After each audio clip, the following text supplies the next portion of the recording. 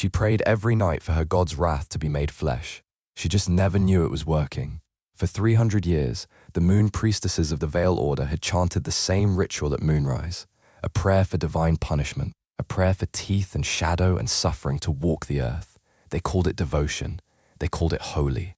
Aldrich called it his curse. Every night, when the moon crested the ridge, he stopped being a man. He had spent 40 years hunting the sorcerer who broke him. 40 years of blood and rage and dead ends.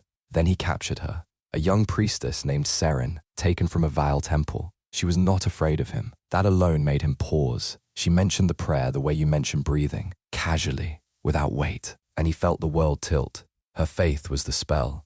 Her order had been casting it every single night without ever knowing what they were building. She could end it, but only by letting go of the only truth she had ever lived inside. And he had to ask himself something he was not ready for. Did he still want her to?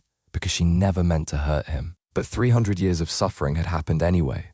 Ignorance is not the same as innocence, but it is not the same as evil either. Some curses are not cast in anger. Some are built slowly, prayer, by people who only ever wanted to believe in something. The hardest part was not the transformation. It was standing in front of her and knowing she loved her God more than she feared what her God had done. He let her choose. She chose him.